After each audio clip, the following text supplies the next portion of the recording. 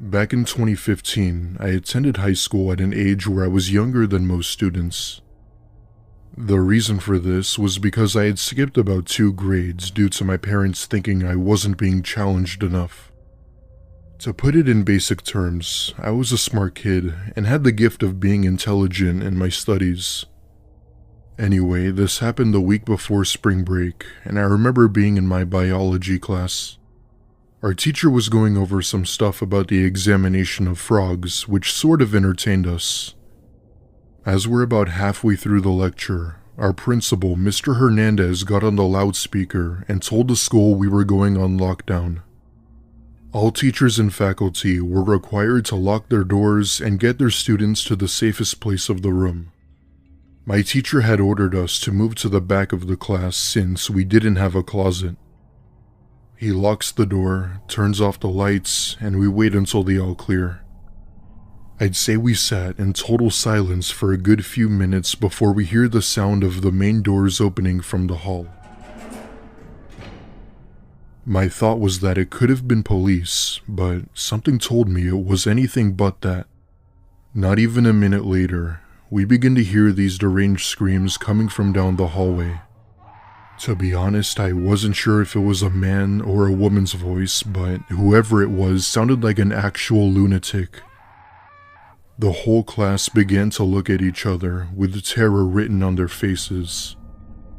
One of the girls' phones in my class had gone off, and that caused everyone to become even more worried. As the screaming got closer, I came to the realization that it was a man with this extremely deep voice. What he was saying still chills me to the bone. He was going door to door while banging on them, saying what he'll do when he gets in. The stuff he's saying is horrendous to the point where the majority of us are texting our parents and calling 911. He did this to every door until he eventually came to ours, going to town on it very hard. Thankfully, this was one of the few schools that had bulletproof doors, so I knew the chances of him getting in were slim. Even though the doors were stable, he still gave it a good beating. The sounds of those bangs and screams will forever be burned into the back of my head. Suddenly, he straight up punches through the small glass window while trying to reach the lock from the inside. At this point, everyone is terrified to the point where my teacher had to force his arm out of the window. This thankfully seemed to work, as he then continued down the hall with those horrid screams toward the main office. However, he didn't make it far, as police did end up entering the building and restraining him with ease. After about an hour, our principal gave the all clear and had ended school early that day. The school faculty had to personally escort students safely out of the building as we didn't know who else was around. It wasn't until a week later where I learned a shocking truth as to what led up to this. The story behind why and how we got into the school will forever haunt me. As it turns out, he was being transported to a facility when he managed to rip off the frame that separates him and the driver. He knocked the driver out cold and put the vehicle to a stop right near the school where he got out and entered the building. He was insanely strong and had been off his meds for days. The driver who was transporting him was fortunately okay and was given proper treatment. Thankfully, nobody was hurt when he entered the school. After that, many parents were outside picking up their kids in a panic. My parents had gone to the school and picked me up as well, and even pulled me out for a few days. As far as I'm concerned, he was likely taken back to a mental facility and is being held there. For the next few weeks, the school had begun doing lockdown drills as a precaution. Nothing has happened since, but I just hope he's getting the proper help he needs.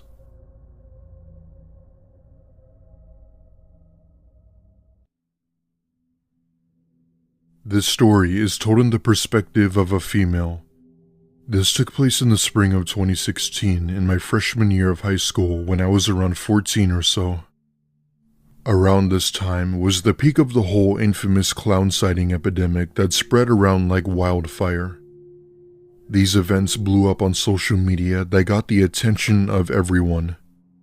If you were a teen or in school around that time, you definitely know what I'm talking about. Long story short, it was the next big thing that just never went away. In my mind, I had thought that it wasn't as serious as some people thought, but little did I know, I was beyond wrong. To be exact, this happened on March 25th of 2016, where I was in my last period of the day. If I remember, I was in history class and we had just finished up an assignment on the Titanic and the history of it. At one point, I asked my teacher if I could use the restroom for a minute since I had completed the project early. Being the sweet and charming teacher she was, she said yes and gave me the pass. The restroom near my class was being cleaned, so I had to use the one on the other side of the building. As I'm making my way over to the other hallway, I look down the hall and see, out of all things, a person dressed in a clown costume. My initial thought was that it was probably just someone doing a prank because of the trend. I must say, the costume appeared very realistic in detail, even if it was a joke. Needless to say, however, it creeped me the hell out. I give a quick nod to the clown as I entered the girls' restroom, not thinking too much of it. As I'm doing my business, I hear the PA turn on in the hall and inform everyone that we were on lockdown. My heart sank into the pit of my stomach as I heard this, and knew right then that it had to be because of the clown. That being said, I pull up my pants and, as I look up, I see the clown's head peeking in above the stall. I let out what was probably the loudest scream I've ever done as I pushed open the door. The person in the clown costume obviously fell to the ground as I ran out of the bathroom. I ran straight to my teacher's room, practically begging for her to unlock the door so I could get in. However, I knew she couldn't, as there was also a chance whoever that was would get in too.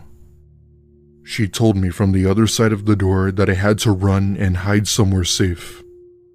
I ended up running out of the hall and ran inside some electrical room that happened to be unlocked.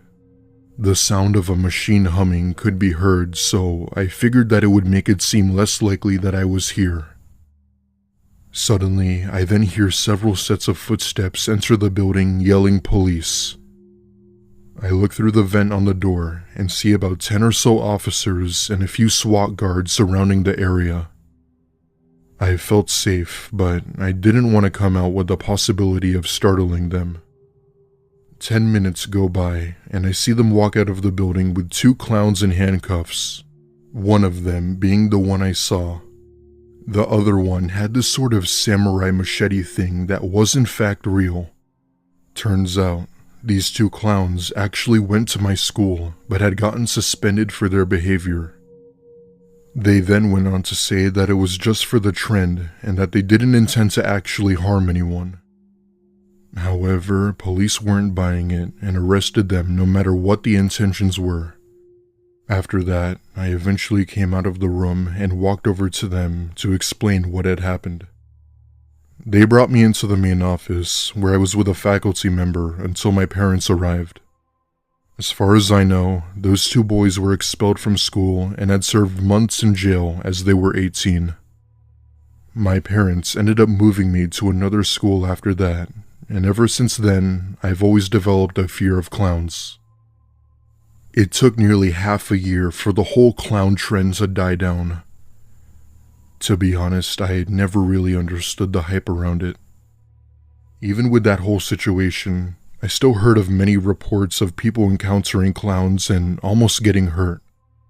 Thankfully, nothing like that has ever happened again.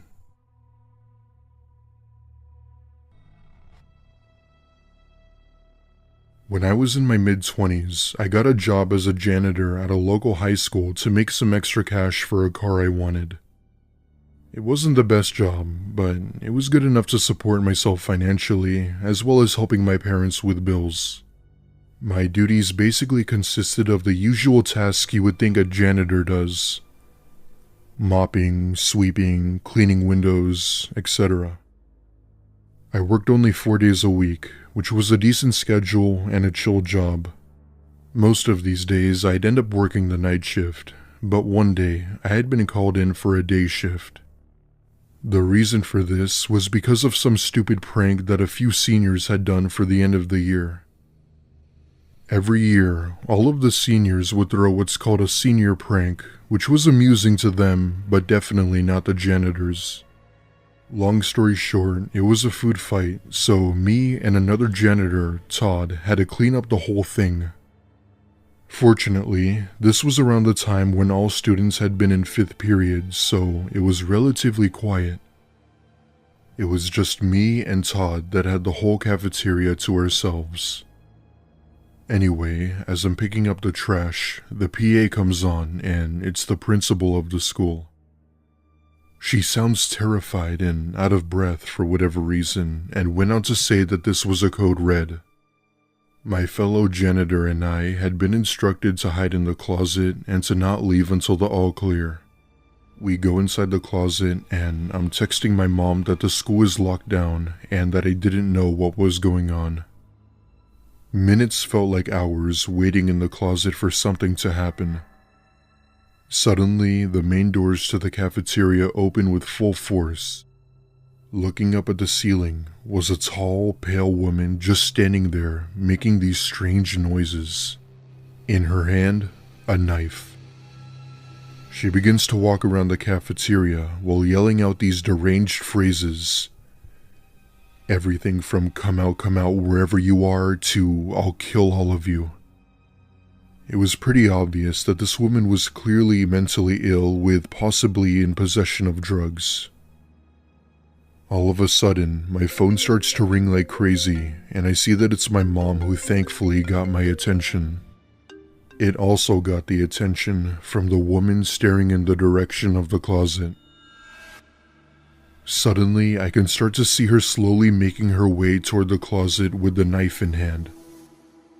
All the while, she's kind of just crouching while slowly walking as if she were trying to be stealthy.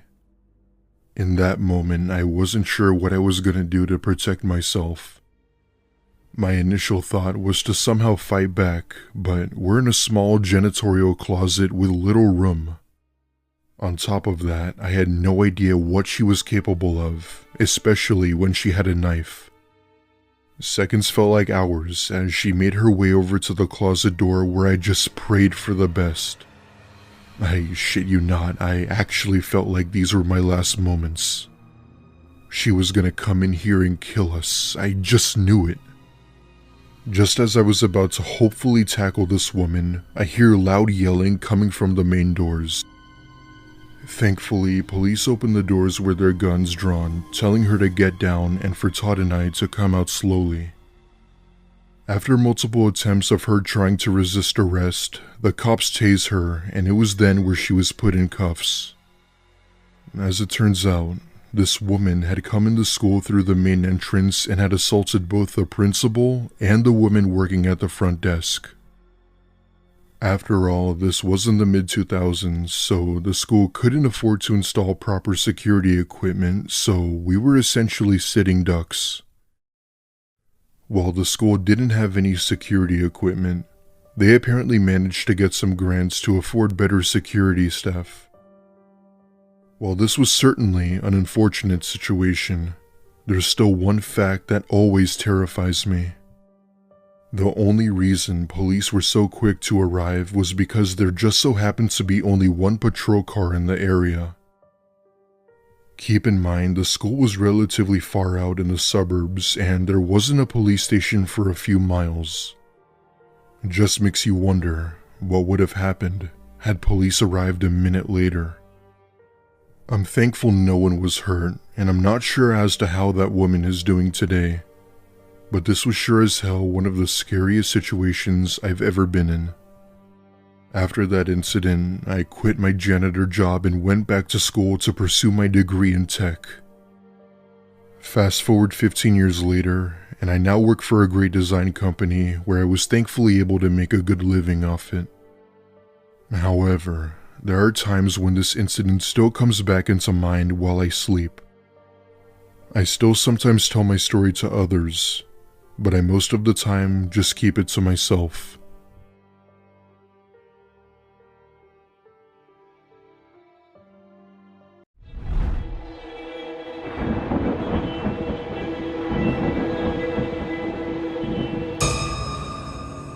I was one of the luckiest kids in our high school that had the privilege of driving into school about halfway through the day. Our school day was divided into 9 periods, and because I had enough credits to graduate aside from a select few, I was always allowed to show up right before the 4th period. That was when my first class was. The day started out like any other. I woke up and got myself ready for school. I remember the steam pouring off my coffee cup was intense that morning, but the heat was a refreshing contrast to the cold bite of the winter air. I loaded everything up into my car and drove the 8 miles to get to my school. My phone kept going off, which was irritating because the notification sound kept interrupting the music playing from it. I ignored the messages and figured whatever it was could wait until I got to school. When I arrived, I noticed that something was off. The parking lot was full of cars, but no students. I mean, I knew it was a bit late in the day, but there were actually quite a few of us who would show up around the same time. At first, I didn't think anything of it. I just brushed it off and just assumed they had already made their way into the semi-warm school. So I decided to do the same. I grabbed my phone and my bag, locked my car, and walked into the lobby, only to be met with silence. Something wasn't right.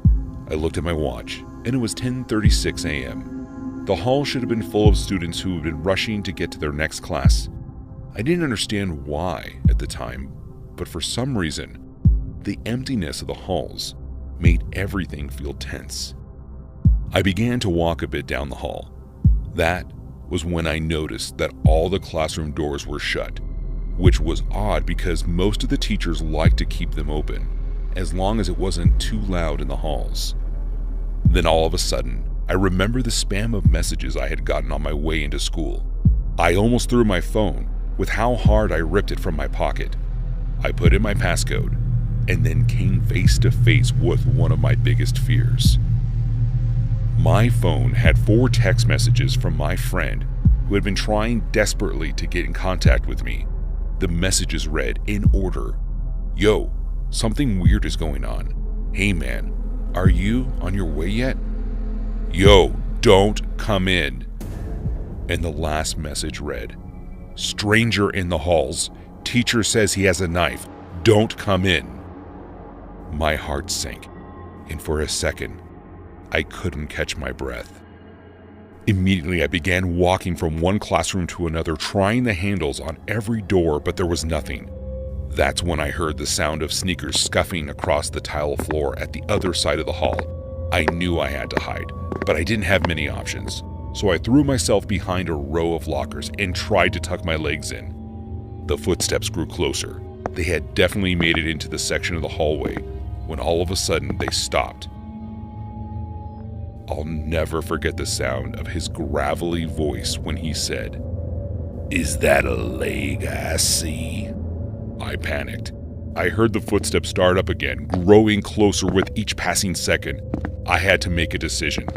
I ran across the lobby of the school and threw open the doors to the auditorium. I didn't hesitate. Fight or flight kicked in, and it's like my legs knew where to bring me before I could even think of it.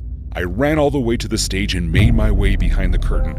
As I tucked myself behind the curtain, I heard the door to the auditorium slam closed. He was inside the room with me. The footsteps drew closer and closer, with each step growing louder. I began to look around for another place to run, when all of a sudden I heard the sound of a door opening behind me. When I looked, I was relieved to see one of the custodians. He was ushering me over to him, but kept one hand to his mouth as to tell me, "Stay quiet."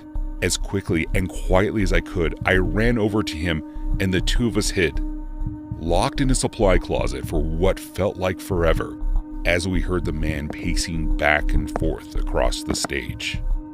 After what felt like an eternity, but turned out to be only a couple of minutes, police arrived on the scene and the man fled. I had to give my statement to one of the officers, who told me I was lucky to have found the supply closet. Apparently, the man was carrying around a large hunting knife, and the other officer said he doesn't know what would have happened if I had been caught by him.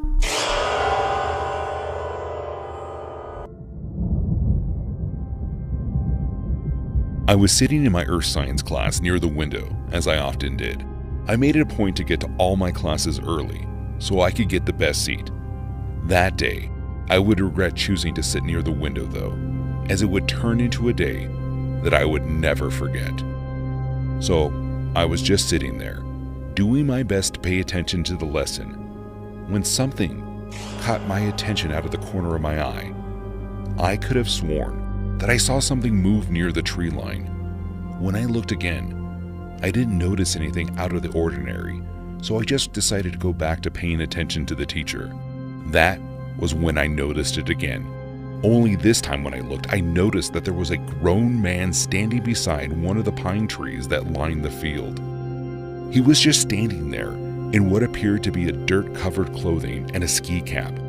I thought it was odd, so I raised my hand in hopes to bring it to the attention of my teacher. However, when we all turned to look out the window, there was no one there. The teacher told me to stop fooling around and just pay attention, so I did. I tried my best to wipe the entire experience from my mind. I finished out the school day and made my way home. I only lived about a half a mile from my high school, so I would usually walk home. I could have taken the bus if I wanted to, but I enjoyed the walk. I didn't enjoy it that day though. For some reason, I couldn't shake the feeling like I was being watched. I tried my best not to be suspicious about it, but I slowly began increasing my walking speed. After what seemed like 10 times the usual distance, I finally made it home. And as soon as my house was in sight, I sprinted across my lawn and into my front door. I locked the door behind me and began to fill my mom in on my experience. She was quick to write it off as just me being on edge and assured me that everything was fine. I tried my best to agree with her on that, but something in my gut wouldn't let me settle down. After a very long day, it had finally hit 10 p.m. and it was time for me to go to sleep. But sleep never came. Instead, I kept tossing and turning in my bed. I could swear that I still felt someone watching me. After a couple of hours passed, I had begun to drift off, when out of the nowhere I heard what sounded like scratching on the glass. I immediately turned to my window, where I could swear I saw the edge of someone's shirt as they tucked themselves behind the wall. Before I could react, I heard my mom yelling for me. I leapt across my room and ran through my door, slamming closed as I passed. When I made it to my mom's room, she told me to close the door. After I did, with no questions asked, she said someone is outside of the house. My heart began to race. The police are on the way, just stay in here. My mom pulled out her phone and opened up the security camera. The man wasn't there anymore, but at a closer look, we could now see that my bedroom window has been opened. It wasn't long before the police arrived, though it felt like hours. By the time they got to my house, whoever it was had left. As I began to tell the police officers about the man I had seen at school earlier that day, he said that he and his partner would search the woods to see what they find. When they returned, I was horrified to find out they had found what they said was a homeless person's campsite. They said they also found a small journal with drawings of my classroom window, and at the last page, he had written, "It's time." To this day, no one knows who that man was or where he went. All I know is our dog has been sleeping in my room ever since. This story happened my senior year of high school, which was about 5 years ago now. That year, they added this new room at the back part of the school.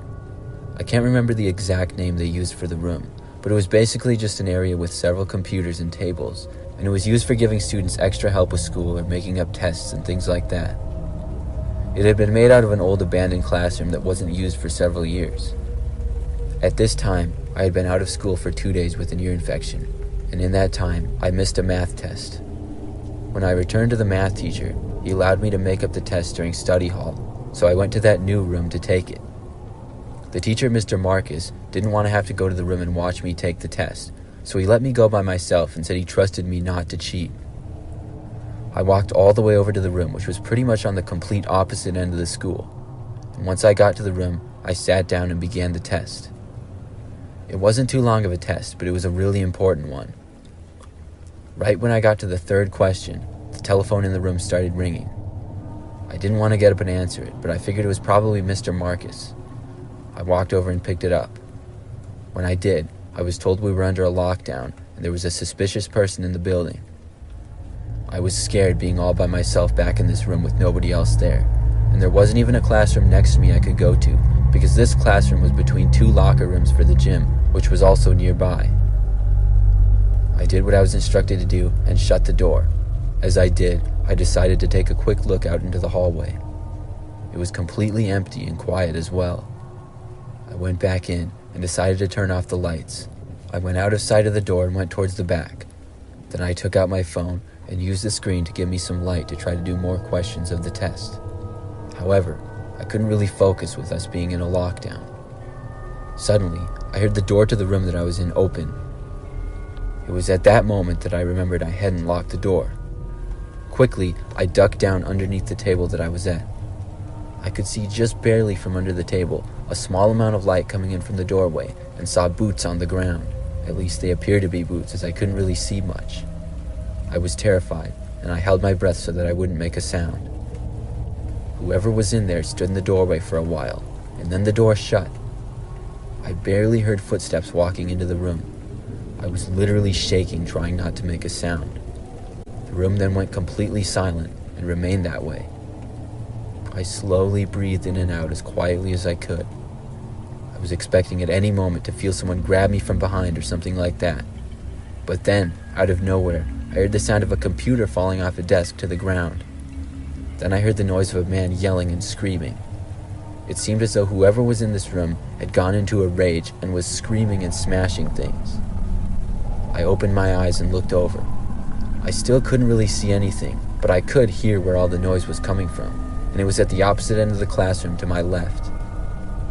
I was terrified and knew I needed to get out of there. The exit was directly in front of me and to the right, and the noises were directly in front of me to the left, so I figured I had to make a run for it.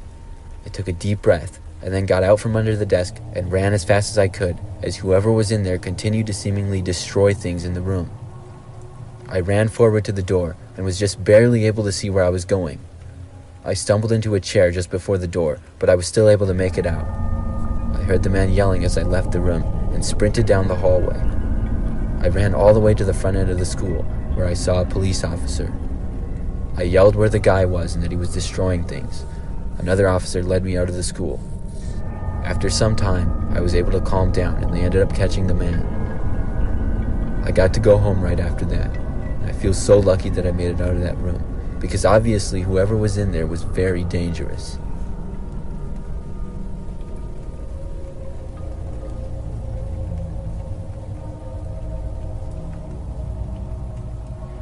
In my freshman year of high school, during the first semester, I had a civics class as my last class of the day. The school that I went to was pretty average size, I would say. I remember the class that I was in had about 20 kids in it.